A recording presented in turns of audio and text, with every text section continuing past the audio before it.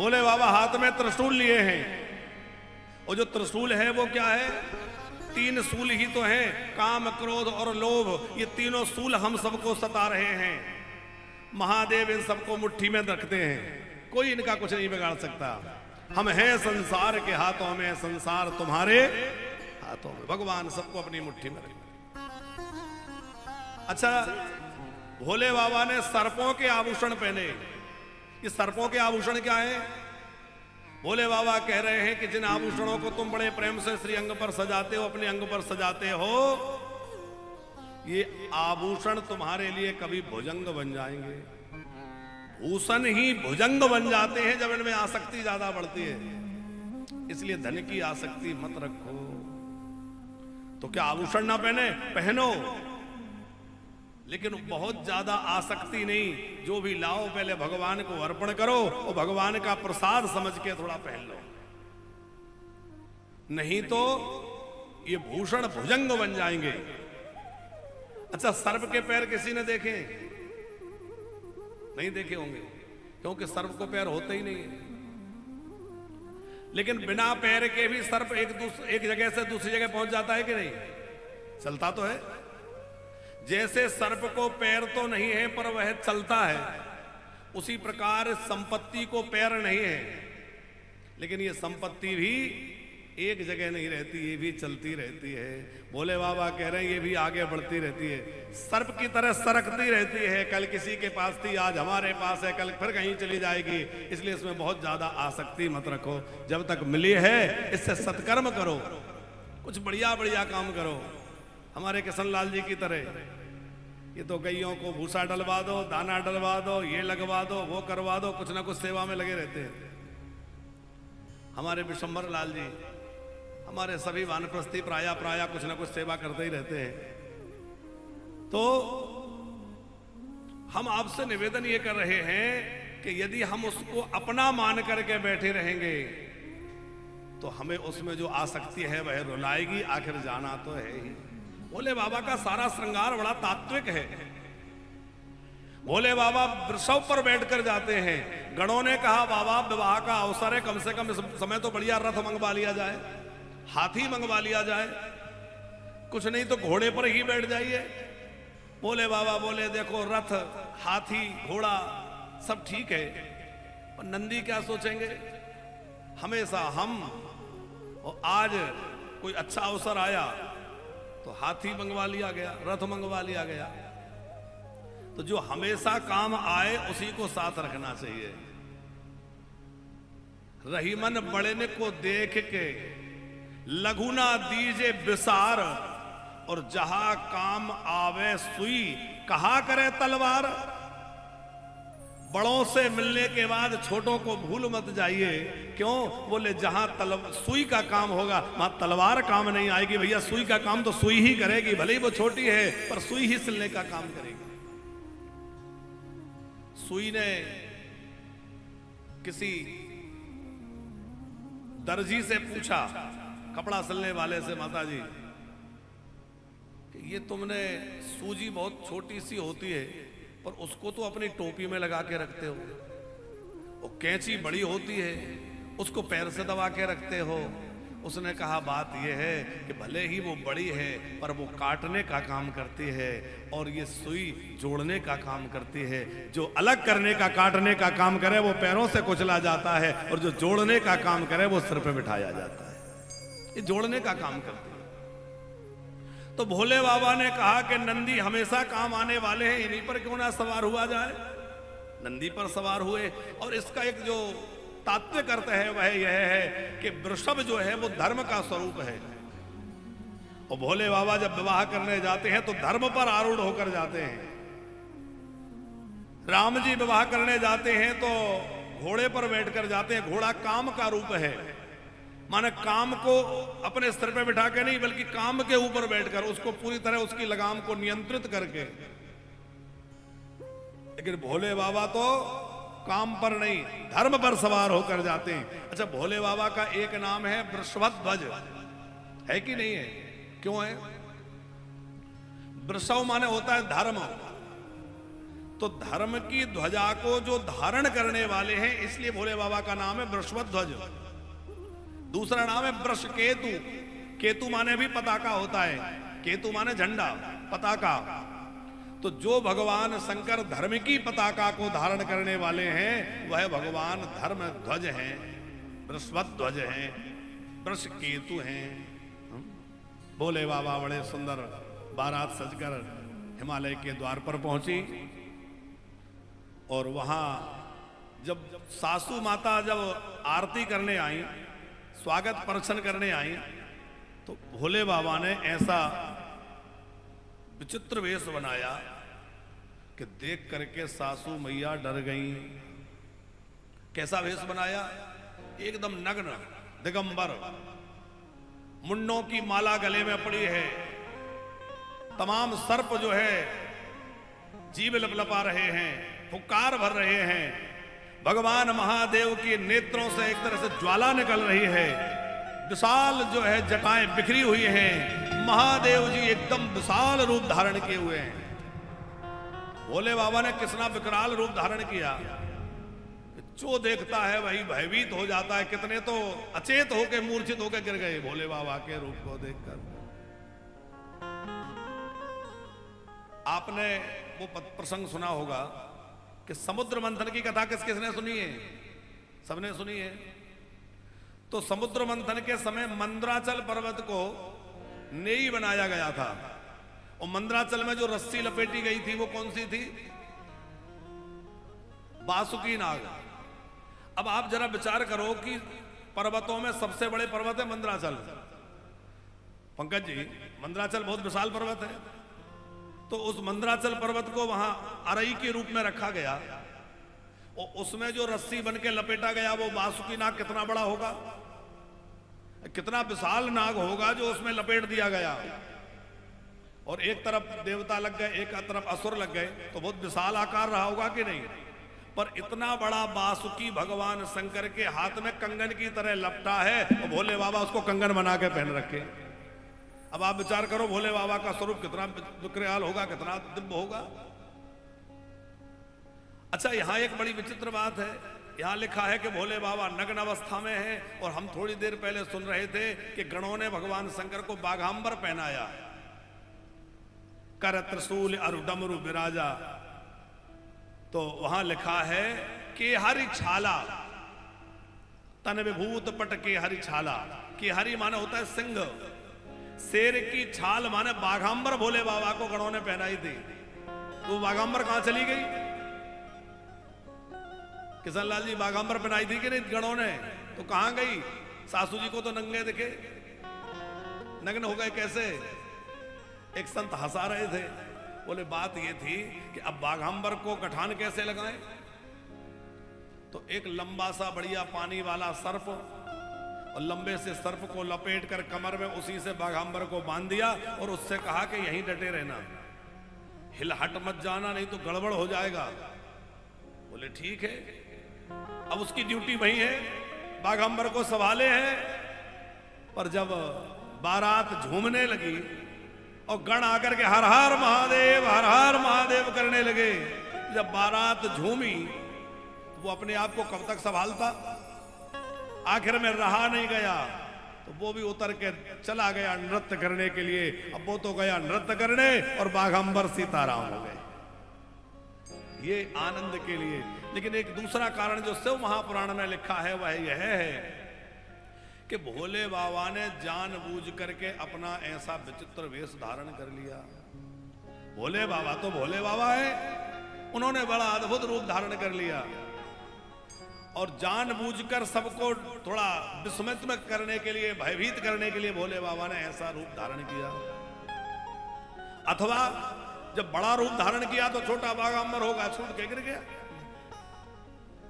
एक सज्जन बोले एक महात्मा जी से, पंकज जी, बोले हनुमान जी जब लंका में गए तो उन्होंने बहुत छोटा मच्छर जैसा रूप बना लिया। हाँ, लिखा तो है मसक समान रूप कपि धरे। मसक माने मच्छर। तो बोले जब मच्छर जैसा रूप बना लिया तो वो अंगूठी कहां रखी होगी उन्होंने? अंगूठी लेके गए थे, तो अंगूठी कहां रखी? तो महात्मा जी बोले, अच्छा ये बताओ कि ये तो तुमने अनुमान लगा लिया कि ये कैसे हुआ होगा, और जब लिखा है कि कनक भूदराकार शरीरा, हनुमान जी ने बड़ा विशाल जो है रूप धारण किया, तो जब हनुमान जी ने इतना विशाल रूप धारण किया तो उनके कपड़े कहां गए होंगे? भाई कपड़े तो अपने साइज के ही होंगे। अब जब हनुमान जी उससे 1000 गुना बड़े हो गए, जस जस सुरसा बदन बढ़ावा तास दून का रूप दिखावा, तो हनुमान जी जब और बड़े हो गए तो कपड़े कहां गए होंगे? वो बोला हाँ ये बात तो है।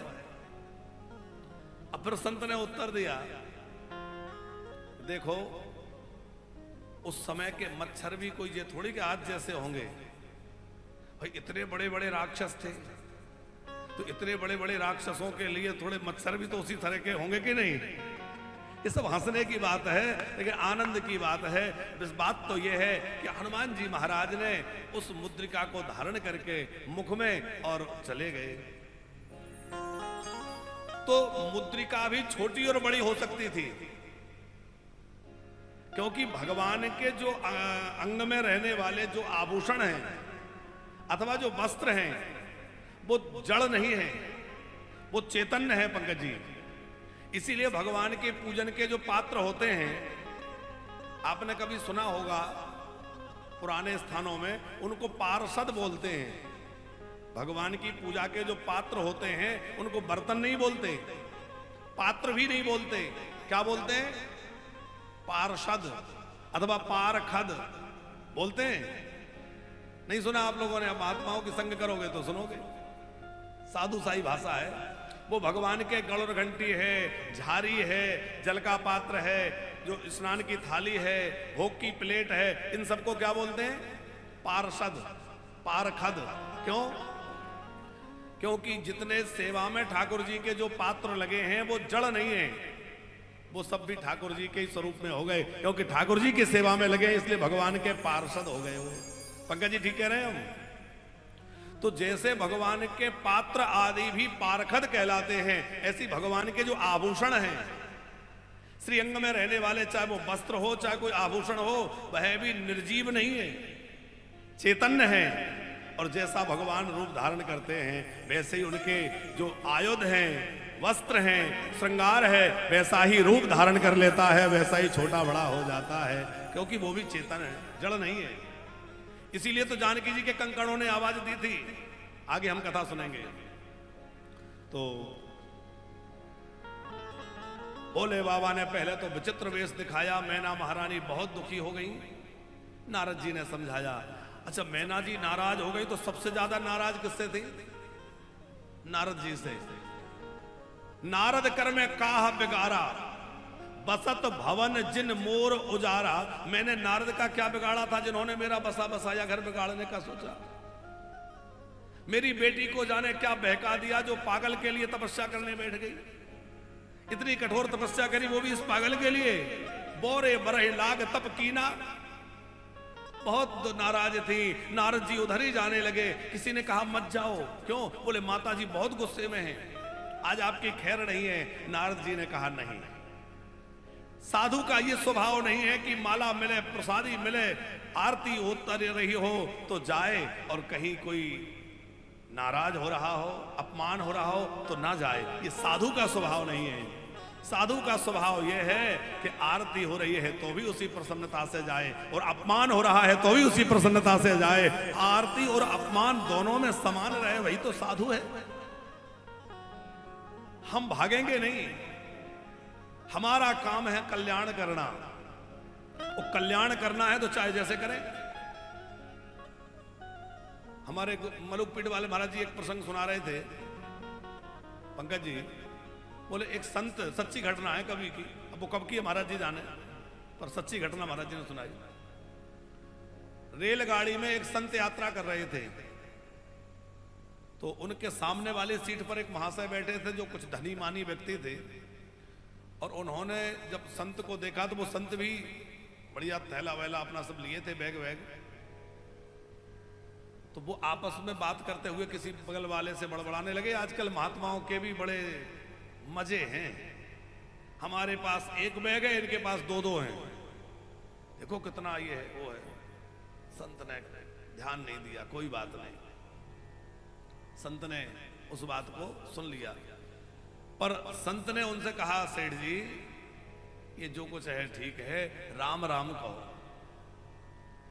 भगवान कहो। अरे बोले तुम लोग ऐसे ही ठगते हो, पहले कहोगे राम राम करो, फिर कहोगे ये करो, फिर कहोगे वो करो, और अब मैं तुम्हारे चक्कर में फंसने वाला नहीं हूं। संत को बहुत लगा कि ये तो विमुख हैं, किसी तरह इनको राम नाम से, भगवान नाम से जोड़ा जाए। तो कई बार प्रयास किया, लेकिन वो हर बार नाराज हो जाए। संत तो संत हैं। अब वो सेठ जी या सामने वाले जो व्यक्ति थे वो थोड़ी देर बाद सो गए, नींद, सच्ची घटना सुना रहे हैं आपको। जब वो सो गए तो महात्मा ने सोचा कि इनका कल्याण तो मुझे करना चाहिए, क्योंकि भगवान ने मिलाया है, मेरा काम है कल्याण करूं। तो झोली में से कंठी माला निकाली और धीरे से गले में कंठी बांध दी, पता ना चले, और गोपी चंदन लेके घिसा और चंदन लगा रहे थे। तो वो चंदन लगाते ही जाग गए, और चंदन लगाने में जैसे उनको, और उन्होंने देखा और ये क्या कर दिया, वो इतने नाराज हो गए कि उन्होंने तो एक तमाचा ही मार दिया महात्मा में।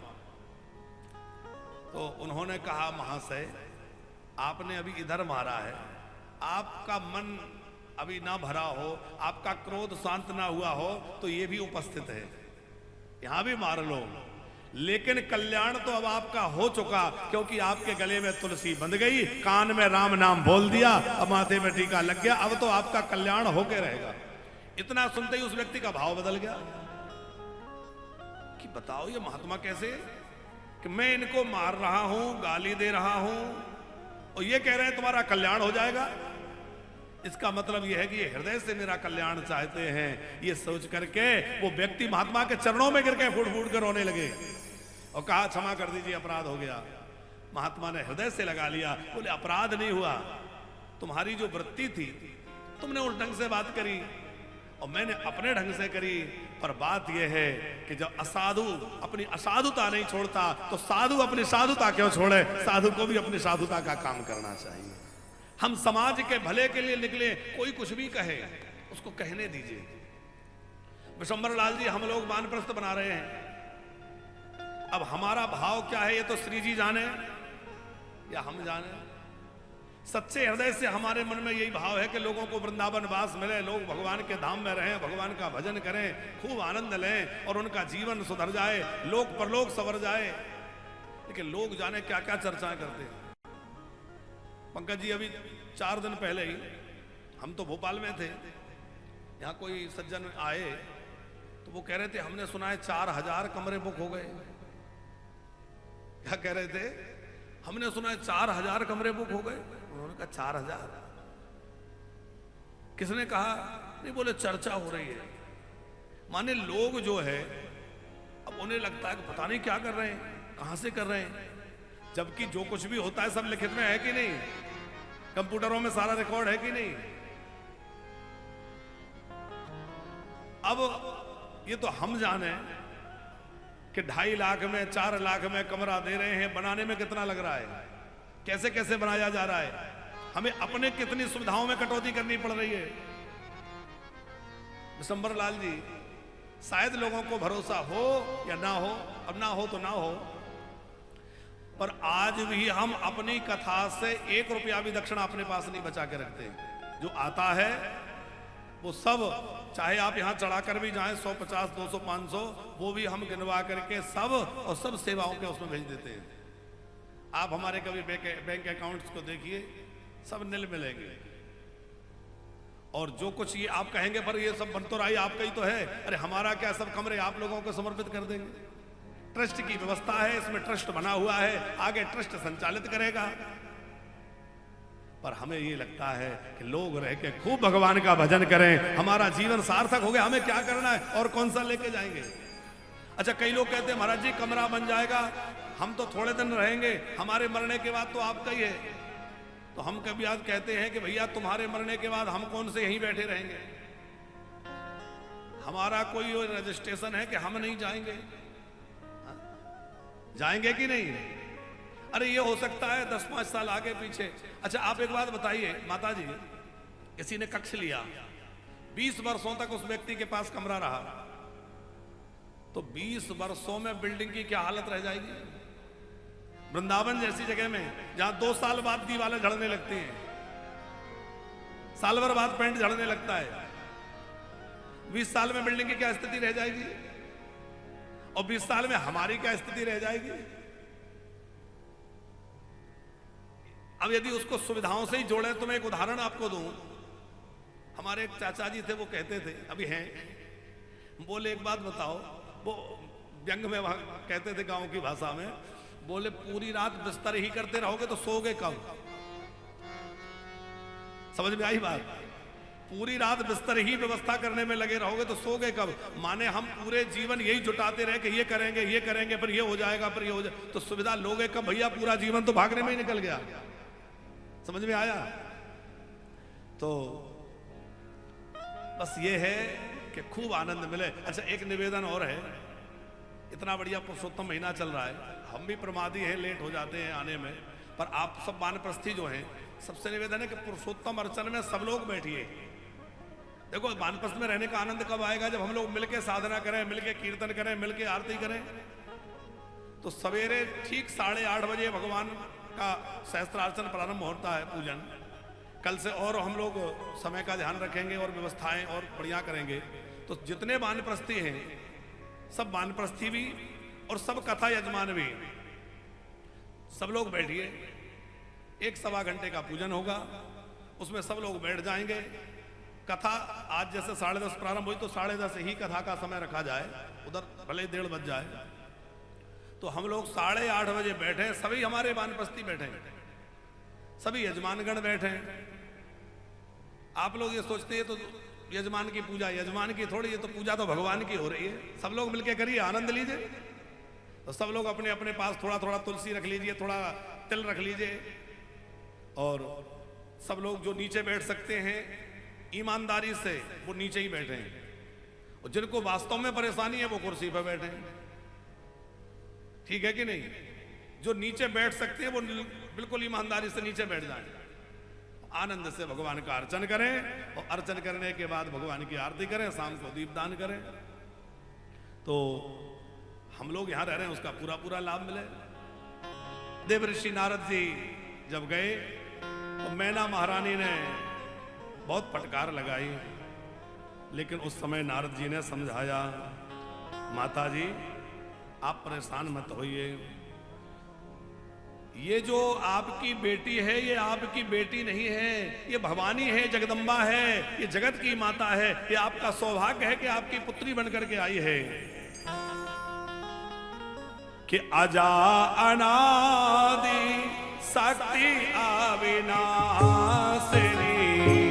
अजा अनादि शक्ति अविनाशिनी, सदा शंभो अर्धंग निवासिनी, सदा शंभो अर्धंग निवासिनी,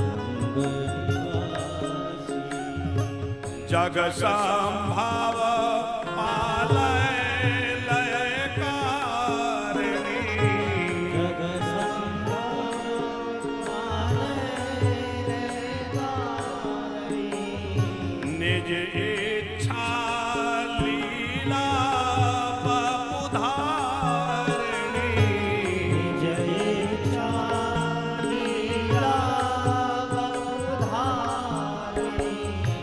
जननी प्रथम दक्ष ग्रह जाई, जननी प्रथम दक्ष ग्रह जाई, नामो सती सुंदर तन पाई, नामो सती सुंदर तन पाई। आपकी जो पुत्री है वह है अजा। अजा माने होता है अजन्मा, अनादि, अविनाशिनी, पराम्बा शक्ति है, जो भगवान शंकर की नित्य अर्धांगिनी है, जो जगत का पालन करने वाली है, वह शक्ति है। और ये पहले दक्ष पुत्री थी, शिवजी की पत्नी थी। सारी कथा सुनाई, और फिर कहा सियबे सो सती जो की नाते ही अपराध शंकर पर हरे। सियबे सो सती जो की नाते ही अपराध शंकर पर हरे। हर मेरा है जाई बहोरी पितु के जग जोगानन जरी।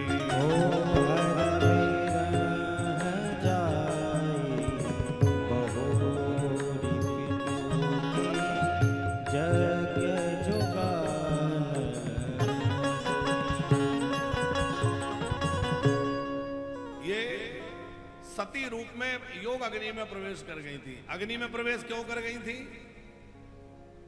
एक संत बड़ा अच्छा इसका कारण बता रहे थे।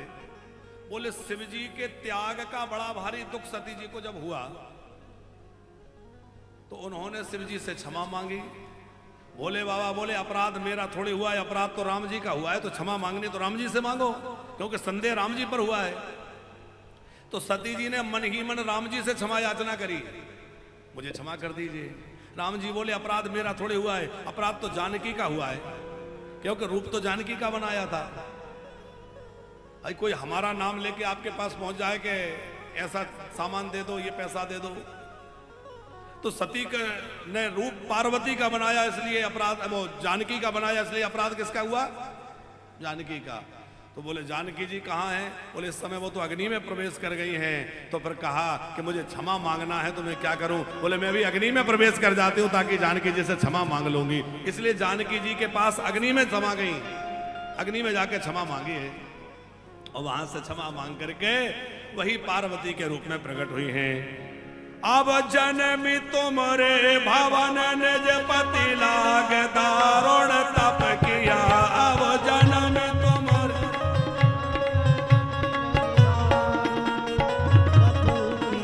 अस जानि शंकर तजाओ गिरिजा सर्वदा शंकर प्रिया। अस जानि संशय तजाओ गिरिजा सर्वदा शंकर प्रिया।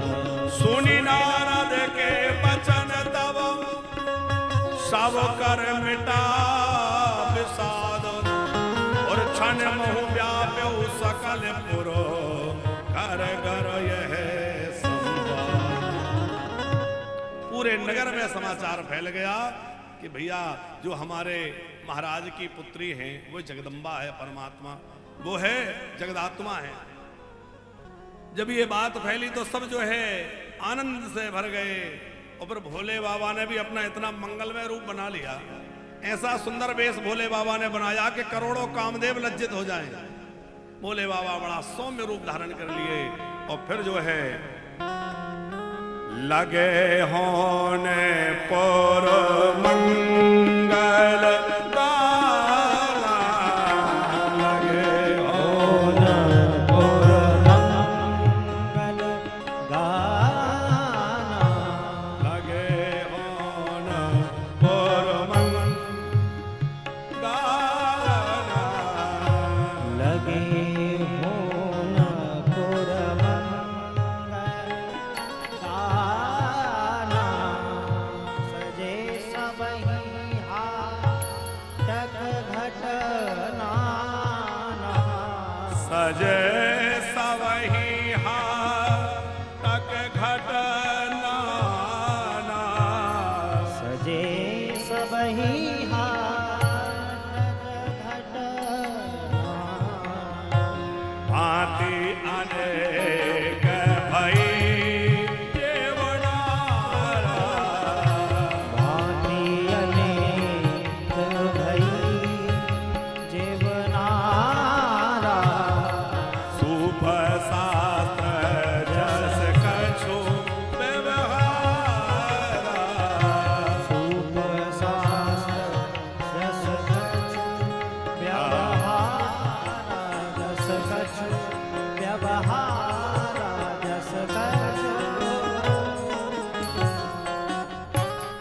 सुंदर। फिर तो जिवनार होने लगी। जिवनार माने पंगत ही लग गई, भोजन होने लग गया।